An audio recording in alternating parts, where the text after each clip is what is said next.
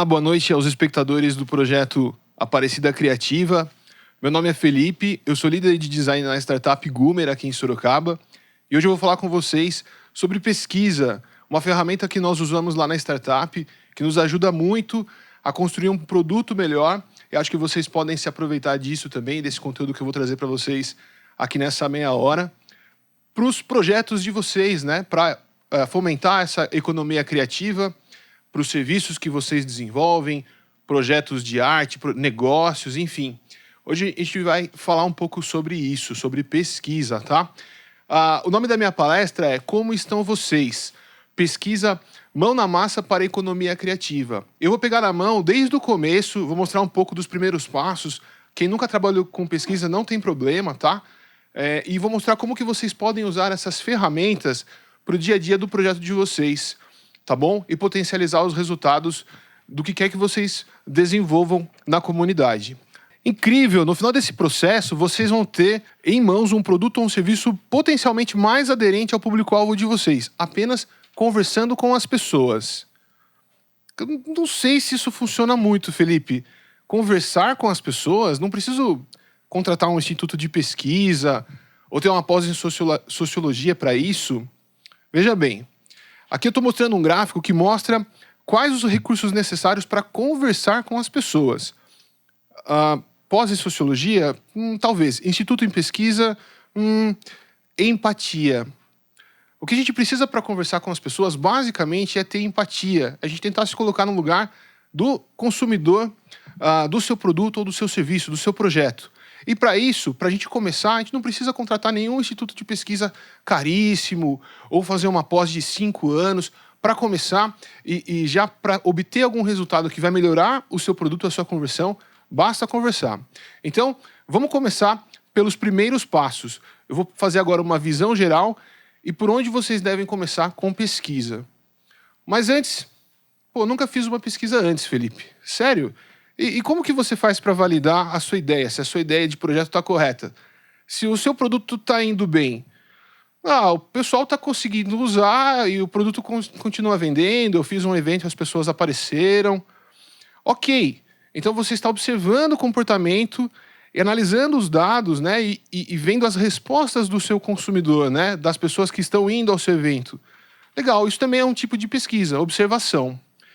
Eu não posso simplesmente pegar alguma coisa pronta, por exemplo, consumir dados do IBGE ou ver alguma coisa do Google. Legal, vamos falar sobre isso. Existem 2 tipos de dados, principalmente, tá? Os dados primários, que são dados que são captados pelo próprio pesquisador, ou, no caso, você que está desenvolvendo um projeto.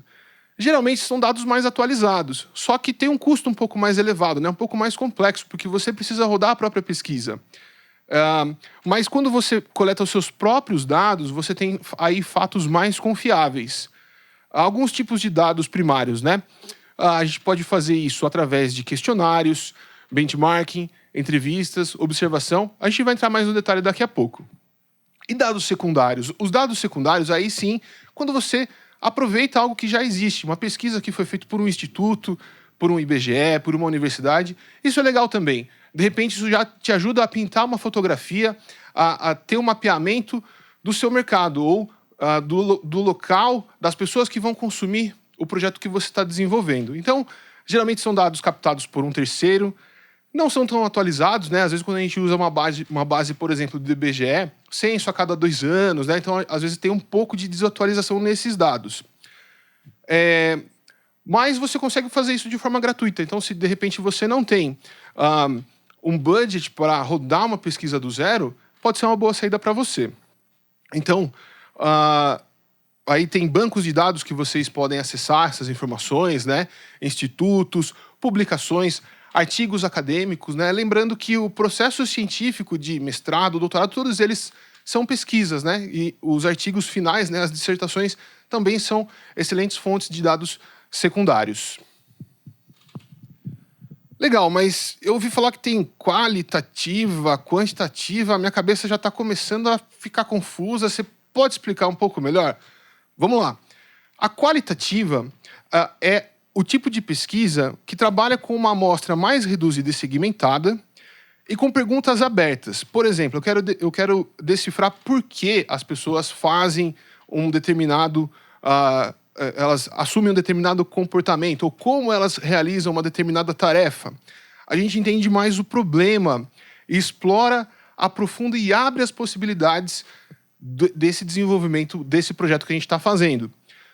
Por exemplo, o que o consumidor realmente pensa sobre um determinado produto ou serviço. O que ele realmente pensa sobre aquilo, não o que ele fala, né?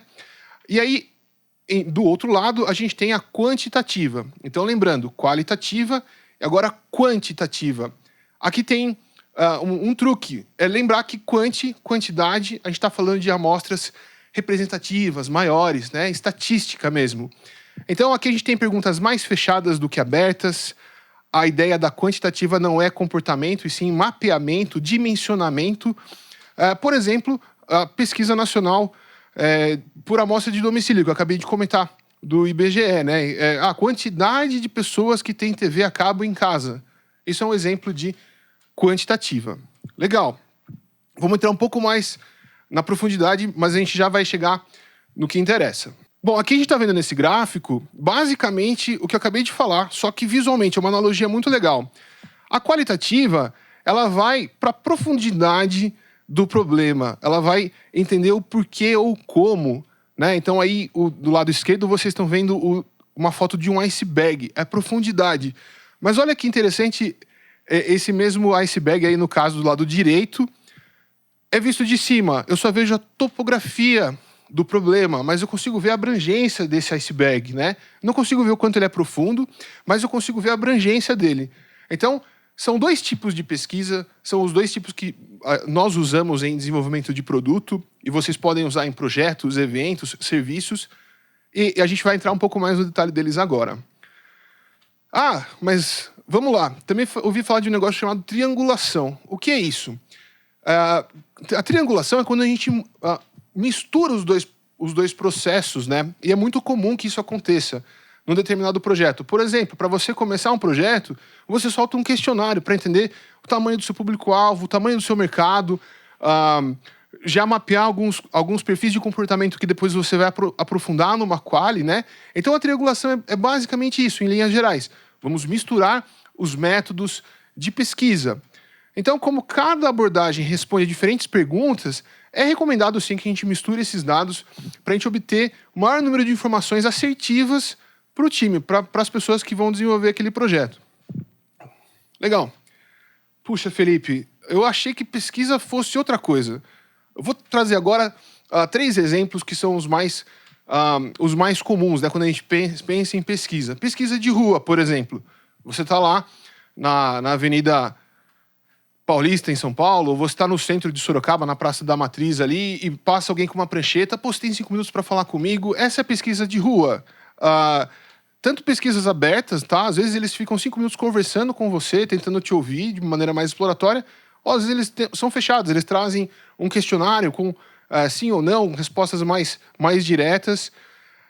Elas se valem muito do aspecto do saia da zona de conforto, né? Get out of the building. Tipo, saia do escritório e vá conversar com o seu público-alvo. Hoje, infelizmente, isso é um pouco mais difícil por conta da quarentena, do isolamento, mas a gente faz muito isso por telefone também. Grupo focal, acho que é a que a gente vê em filmes, né? Aquele grupo de pessoas em volta da mesa, um mediador. Tem até uma analogia que eu vou mostrar aqui para vocês depois. Mas isso é uma dinâmica, é bastante interessante, porque nesse caso o mediador ele tenta balancear as opiniões, ele tenta chegar nessa profundidade conversando com um grupo de pessoas, né? A gente também vê um desdobramento disso, por exemplo, em rodas de conversa, né? Uma coisa um pouco mais informal, mas o grupo focal é bastante utilizado, principalmente no mercado de publicitário, né? Se usa bastante isso para entender a real receptividade de um novo produto que é lançado. E entrevista contextual, aqui o terceiro item, que é quando você vai até o local daquela pessoa, até o local onde se dá aquela ação e tenta chegar mais próximo da realidade da pessoa. Aqui tem muita empatia envolvida. Então, por exemplo, eu estou desenvolvendo um produto para restaurantes, que é o nosso caso, eu vou ficar um dia inteiro do lado do dono do restaurante, lá na operação, e vendo as dificuldades dele, entrevistando ele enquanto eu observo. Então, eu estou no contexto, né? Então, daí o nome, entrevista contextual. Vamos lá, tem mais. Mais uma dimensão sobre pesquisa, atitudinal ou comportamental. Nossa, Felipe, legal. A pesquisa comportamental, ela basicamente vai dizer o que está acontecendo, o que a gente observa. E a atitudinal, ela vai entender, vai nos fornecer a razão por que aquilo está acontecendo. Ficou muito complexo? Muitas dimensões, né? Legal, aqui eu pedi para deixar um pouquinho na tela, só para a gente ver onde estão posicionados esses diferentes métodos de pesquisa, né? Então, basicamente, tem dois eixos aí, qualitativo e quantitativo, e no eixo Y, comportamental e atitudinal. E todos esses métodos de pesquisa que a gente vê no mercado, que vocês podem utilizar para desenvolver o projeto de vocês, cada um deles está num quadrante aí para responder a uma determinada pergunta que você queira fazer, né? E para responder a um determinado objetivo. Agora eu vou entrar, vou dar alguns exemplos que eu falei aqui, tá? Então, essa aqui, pode mais uma vez, pesquisa de rua, né? Geralmente, pesquisa de rua se parece com isso, né? Vou sair pra rua, vou entrevistar as pessoas. Então, aqui é um exemplo possível. E também continuando a brincadeira de comparação com programas de TV, a próxima seria a entrevista contextual. Eu tô dentro do contexto da pessoa, eu tô lá lado a lado com ela, entendendo por que ela se comporta daquela maneira, por que ela fala daquela maneira.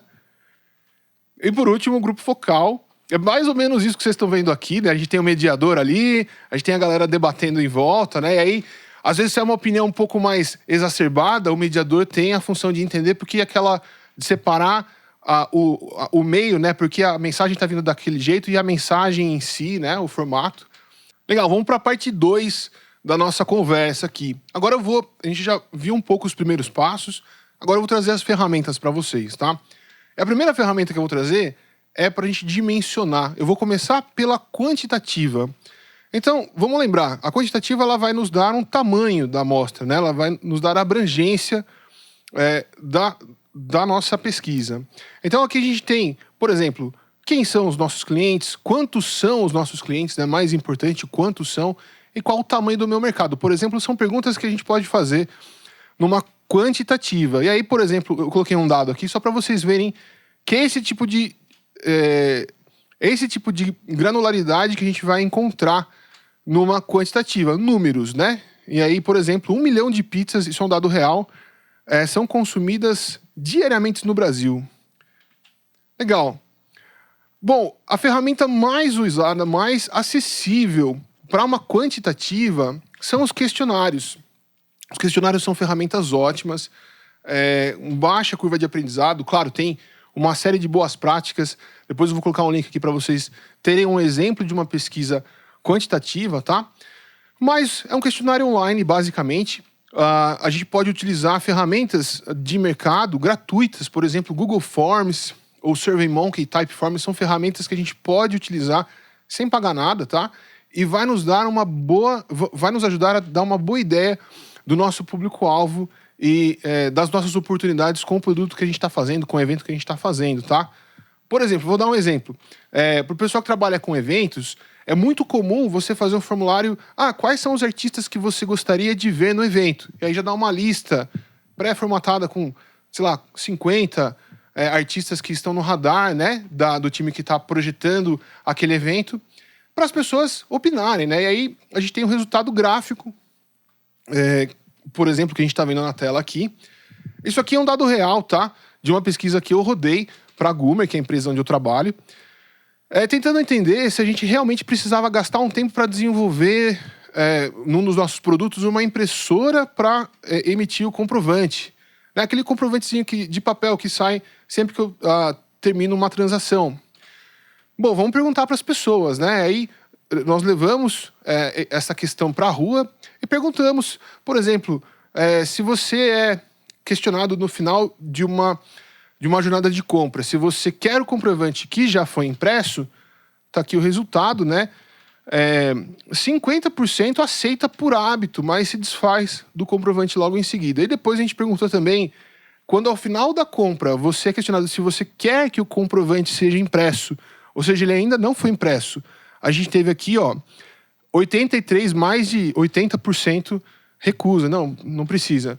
Ou seja, se a gente for gastar 6 meses para desenvolver um módulo no nosso sistema para impressão de comprovante, vão ser 6 meses que poderiam ser melhores aproveitados desenvolvendo outra coisa. É para isso que as pesquisas servem, para nos direcionar. Então, as quant sempre vão dar insumos valiosos sobre seus usuários, seus clientes, relevância estatística para você tomar a decisão. Vou pelo caminho A ou vou pelo caminho B. No QR Code aqui, vocês podem acessar essa pesquisa, ela ainda está aberta, a gente ainda está colhendo o resultado. Aí vocês podem acessar esse QR Code, responder a pesquisa e também ver um pouco sobre as boas práticas que eu vou falar agora em seguida. 2 dicas campeãs para formatar um bom questionário, tá? Medalha de prata, evitar o viés. Então, ao invés de você perguntar, por exemplo, de qual marca de ketchup você gosta mais, ou o que você achou desse filme, ótimo ou bom? Pô, mas quem disse que eu gosto de ketchup, né? Quem disse que eu consumo esse produto? Ou quem disse que eu gostei do filme? Então, a saída é sempre você deixar opções do tipo, nenhuma das anteriores, ou outro, e especificar a resposta. É importante que você dê pro respondente a possibilidade de sair daquela condição que você está testando. Mas a dica de ouro, assim, aprendizado de mercado mesmo, é ser objetivo. Por exemplo, se você nunca usou esse app, pule direto para a questão 47. Ou o objetivo dessa pesquisa é aquele texto introdutório com mais de 1000 palavras, que a pessoa vai ficar 10 minutos para ler. Gente, hoje em dia as pessoas estão na correria o tempo todo. A gente precisa se adequar a isso, né? Pesquisa de mercado, pesquisa de comportamento para um projeto precisa ser rápido. A não ser que a gente está falando de um projeto científico, de um ambiente controlado, né? Uma tese de mestrado, doutorado, aí são outros 500. Mas para o seu negócio, para o seu projeto, é legal ser o mais enxuto possível. Sem textão, direto ao ponto. As pessoas não engajam muito se tiver muito texto. Legal. Chegamos à parte 3 agora, que é hora de aprofundar. A gente já tem uma fotografia geral de onde a gente quer chegar. Agora a gente vai entrar na profundidade. Com isso, para fazer isso, a gente vai utilizar o método qualitativo. Lembra que eu falei no começo? Conversar é muito importante. E é muito importante também a gente utilizar uma maneira estruturada para fazer isso, tá? Com esse processo que eu vou passar para vocês agora, a gente vai chegar, por exemplo, o que os nossos clientes falam efetivamente. Eu vou ouvir os nossos clientes, né? Como eles agem, o que eles pensam, o que eles sentem, o que eles comem. Nossa, quantas perguntas, né? Parece até que eu tô falando isso, né? Mas não, na verdade é mais parecido com isso. Uma coisa mais despojada, né? Uma conversa mais intimista. Opa, vamos atualizar. Para 2020 é mais isso aqui ainda. Aqui, por exemplo, nessa imagem, é uma sessão de entrevista que nós estamos fazendo, de entrevista em profundidade, com um dos nossos clientes, que é um restaurante, né? Então é importante que esteja todo mundo bem confortável. Agora a gente vai entrar na profundidade. Então isso pode acontecer com uma lista de tópicos pré-definidos antes. Isso pode ser um pouco mais aberto. O importante é que a gente consiga acessar a essência do que está sendo dito pela pessoa que está sendo entrevistada. Aqui é interessante a gente obter uma história mesmo. Então, essas entrevistas em profundidade, essas conversas que a gente usa em Quali, elas são úteis basicamente para a gente obter a história de vida por trás da pessoa que está utilizando o seu produto, que está indo no seu evento, que está consumindo o que quer que você esteja projetando. Mas é importante a gente saber onde que a gente quer chegar com essas conversas, né? Então, é muito importante a gente ter em mãos um formato para a execução dessas pesquisas. E aqui, esse aqui que vocês estão vendo, é um roteiro, né? Um framework mais tradicional aí. Existem vários frameworks no mercado, entrevista de problema, entrevista de solução.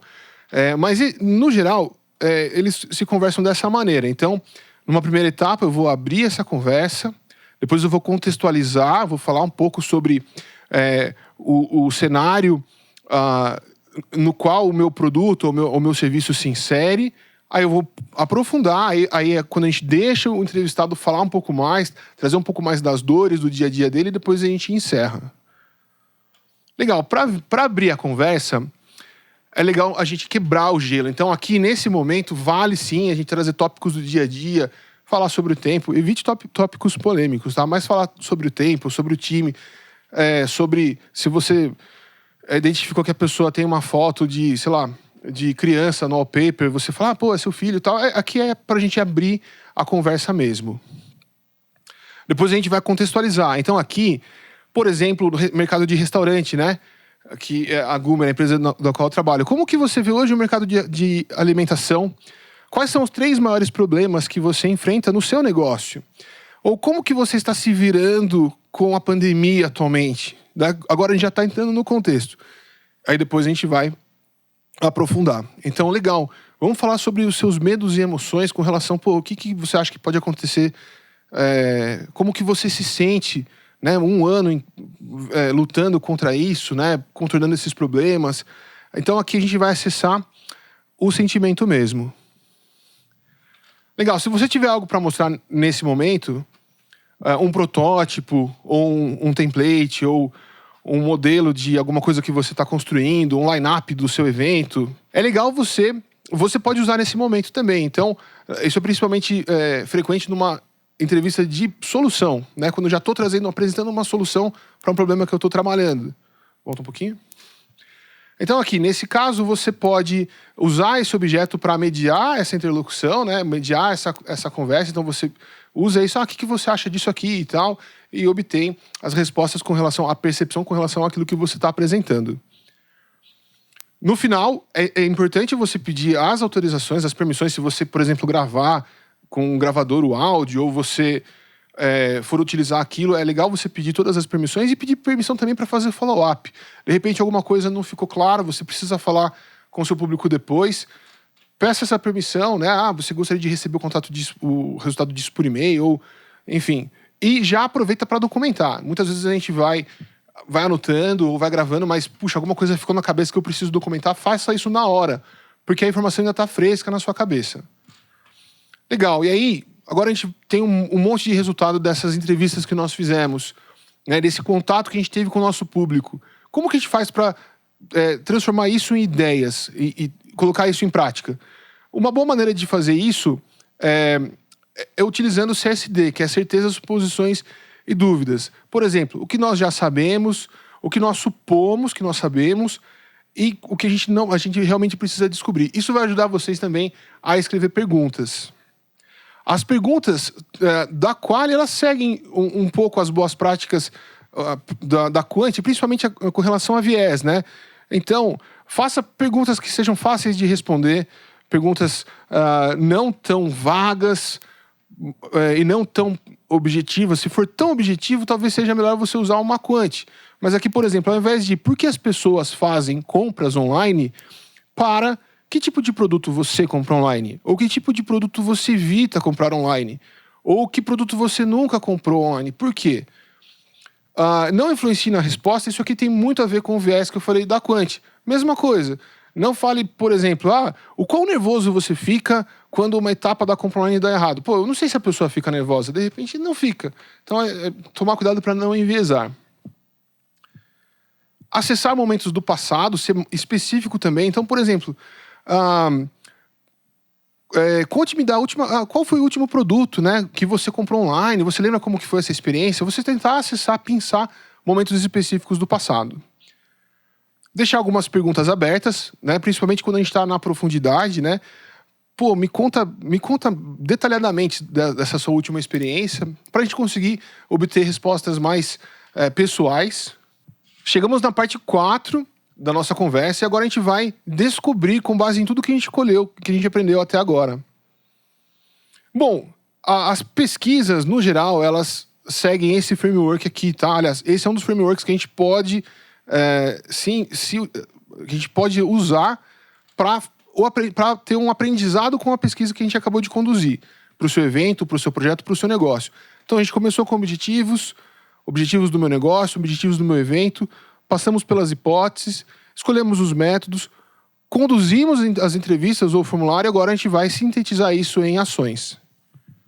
Legal, o que são os objetivos? Vamos lá, Felipe, vou passar item a item, tá? Para ficar mais claro. Os objetivos são as perguntas que a gente tentou responder. As hipóteses, o que a gente acreditava já saber. e as suposições da equipe do projeto.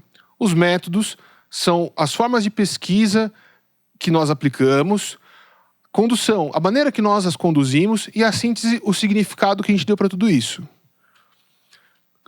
Com todas as informações que nós temos, que nós coletamos, a gente vai tabular isso usando um programa, por exemplo, Excel ou Google Docs mesmo. E a partir dessa tabulação, a gente pode ir para gerar os insights, né? E uma maneira legal de fazer isso é você categorizar, colocar em blocos, em grupos. Porque aí, por exemplo, se um tema aparece repetidas vezes nas entrevistas, você pode entender que aquilo é algo muito importante para o seu projeto ou para o seu negócio. Só o que a pessoa... Isso aqui é muito importante, pessoal. Só o que o cliente fala, o que a pessoa fala, não é uma ação. Por exemplo, às vezes ele falou que ele não conseguiu realizar uma determinada tarefa. Nossa, preciso correr para arrumar aquela parte no sistema. Ou preciso correr para mudar o bar de lugar no evento. De repente, talvez você precisa se perguntar, será que eu preciso realmente daquela funcionalidade no meu sistema, no meu aplicativo? Ou será que aquele bar tá bom, mas eu preciso de um outro bar numa outra localização no espaço do evento? Né? Então, só o que a pessoa traz não é o insight. O insight é o que a gente vai transformar aquela informação transformada.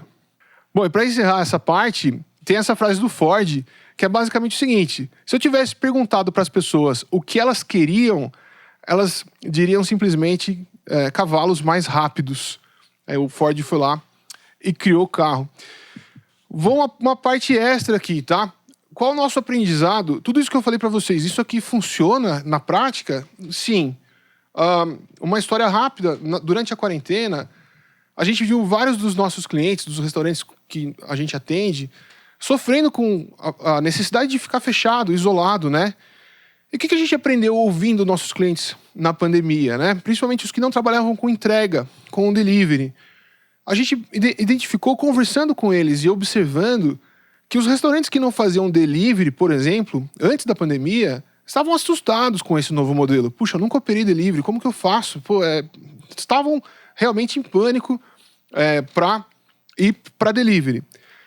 Custos de operação são elevados. Operação de marketplaces, por exemplo, você usar as plataformas que já existem no mercado são elevados. Então, os restaurantes não contavam com isso no fluxo de caixa deles, né? Puxa, do dia para noite agora eu preciso ir para delivery, e aí até 30% do faturamento por pedido fica na mão dos marketplaces, né? E aí, a barreira tecnológica. A gente identificou duas, principalmente, tá? Primeiro, a necessidade dos restaurantes começarem a trabalhar com uma nova plataforma sistêmica para delivery. Então, puxa, vou ter que instalar um aplicativo, vou ter que aprender a usar isso. Mas a principal, os meus clientes vão ter que lidar com essa novidade também. Então, se a gente tem um restaurante que os clientes são o pessoal mais velho, né, que não tem tanta facilidade, não tem tanta naturalidade para utilizar a plataforma tecnológica, o que eu faço? Então, com base, essas foram as dores que a gente mapeou. Qual foi a nossa solução? No momento inicial da quarentena, lá em abril de 2020, nós criamos uma interface para fazer pedido, que no final o pedido é enviado pelo WhatsApp, que é uma ferramenta que todas as pessoas, a grande maioria das pessoas, utiliza no seu dia a dia, já sabe usar. Então a interface que a gente construiu é basicamente uma interface de aplicativo mesmo, só que você não precisa instalar nada, ou seja, uma barreira zero, né, para você aprender. Você clica no link e já aparece lá o cardápio, e na hora de enviar, o pedido vai por WhatsApp. A gente só fez isso porque a gente aprendeu ouvindo e pesquisando os nossos consumidores. Que eu espero que o conteúdo de hoje tenha ajudado você um pouquinho a aprender sobre pesquisa e utilizar essa ferramenta. Nesse QR Code aqui, tem um pouco dessa história que eu contei para vocês, da Goomer, tá? A maneira que a gente ajudou os restaurantes durante a quarentena. É isso. Todo esse material vai ficar disponível para vocês no projeto Aparecida Criativa. Tem aqui uma bibliografia. Esse livro que está aqui é um livro grátis, é muito bom, por sinal. E tem outros links para vocês se aprofundarem mais nesse tema. Acho que é importante. Tudo que eu passei aqui é uma pincelada muito geral. Isso aqui é um tema, assim, de 4 ou 5 semestres numa faculdade de publicidade. Então, é um tema complexo. Eu passei aqui, mão na massa mesmo, para vocês terminarem essa talk animados com o tema e pensando, puxa, a próxima venda que eu fizer, eu vou mandar um questionário de satisfação depois para o meu consumidor e aprender com isso. Tá legal? Pessoal, muito obrigado. Foi um prazer. Forte abraço.